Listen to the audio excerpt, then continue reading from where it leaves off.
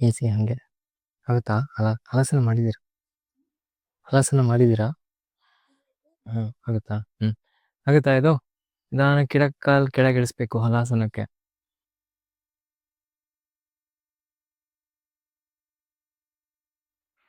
ನೋಡಿ ಇಲ್ಲೇ ಇವಾಗ ಇನ್ನೊಂದು, ಇವಾಗ ಹೀಗಿರ್ತೀರ ಅಲ್ವಾ, ಕರ್ಣಪೀಠಾಸನ ಗೊತ್ತು ನೋಡಿ. ಹಿಂಗ್ ಕಾಲ್ ಅಗ್ಲ ಮಾಡಿ ಮಂಡಿ 2 ನೆಲಕ್ಕೆ ಮುಟ್ಟಿಸ್ಬೇಕು. ಆಮೇಲೆ ಕಾಲ್ ಬೆರಳು ಹಾಗಾಚೆ, ಆಮೇಲೆ ಕೈ ಹೀಲಿರ್ಬೇಕು. ನೀವು ಕಾಲ್ಗಳಿಂದ ಕಿವಿ ಒತ್ತಬೇಕು ಈ ತರ ನೋಡಿ, ಕರೆಕ್ಟಾಗಿ ಹಿಂಗ್ 90 ಡಿಗ್ರೀಸ್ ಆಂಗಲ್ ಅಲ್ಲಿ ಬರೋದ.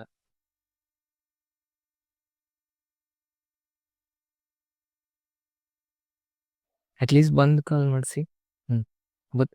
ಕೈ ಸಹಾಯ ತಗೊಳ್ಳಿ. ಇಲ್ಲ ಕೈ ಮುಂದೆ ತಗೊಂಡು ಇದನ್ನ ಇಲ್ಲಿ ಒತ್ತಿ.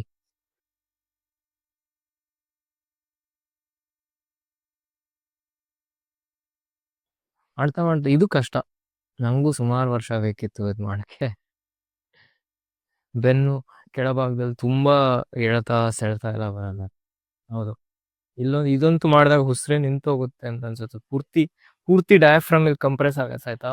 ಉಸಿರಾಡಕ್ಕೆ ಆಗಲ್ಲ, ತುಂಬಾ ಹಿಂಸೆ ಆಗತ್ತೆ. ನಂಗೂ ಜ್ಞಾಪಕ ಇದೆ, ಫಸ್ಟ್ ಟೈಮ್ ಮಾಡಿದಾಗ ಏನೋ ಹಾಗೆ ಹೋಯ್ತು ಅಂತ ಅನ್ಕೊಂಡೆ ನಾನು. ಇವಾಗ ಫುಲ್ ಹಿಂಗ್ ಕಾಲ್ ಹಿಂಗ್ ಮಡ್ಸ್ಬಿಟ್ಟು ಹಿಂಗ್ ಎದೆ ಹತ್ರ ಹಿಂಗ್ ಪ್ರೆಸ್ ಮಾಡ್ತಿರಲ್ವಾ, ಹಿಂಗ್ ಕಿವಿ ಒತ್ತದಾಗ ಕಿವಿ ಎಲ್ಲ ಗುಯಿ ಅನ್ನೋಕ್ ಶುರುವಾಗತ್ತೆ. ಹಲಾಸನ ಮಾಡೋದೇ ಕಷ್ಟ, ಅದ್ರಲ್ಲಿ ಇದಂತೂ ಇನ್ನ ಕಷ್ಟ. ಅಲ್ಲೇ ಇರಿ.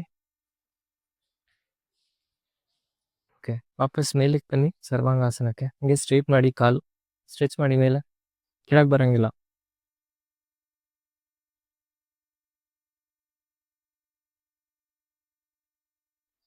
ಇವಾಗ ಅಲ್ಲೇ ಪದ್ಮಾಸನ ಹಾಕ್ತೀರಾ? ಆಗತ್ತಾ?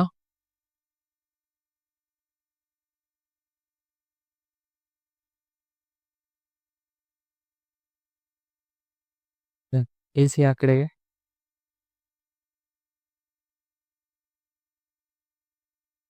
ಹಿಂಗ್ ಬರ್ಬೇಕು. ಆಮೇಲೆ ಕೈ ಹೀಗೆ ರ್ಯಾಪ್ ಮಾಡ್ಬೇಕು.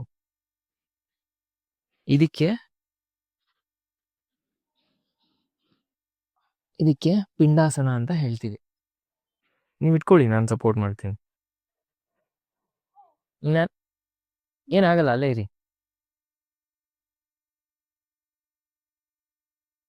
ಸ್ವಲ್ಪ ತಿಂಗಳುಗಳಾಗತ್ತೆ. ಕೈ ಸೊಂಟದ ಮೇಲೆ ಇಟ್ಕೊಳ್ಳಿ. ಹಿಂಗೆ ಸ್ಟೆಪ್ ಬೈ ಸ್ಟೆಪ್ ವಾಪಸ್ ಬರಬೇಕು ಕೆಳಗೆ ಬಂದು, ಆಯ್ತಾ? ಕಾಲ್ ಮಾಡಿಸಿ ಇದೇ ಹತ್ರ ಹೇಳ್ಕೊಳ್ಳಿ, ಸಾಕು.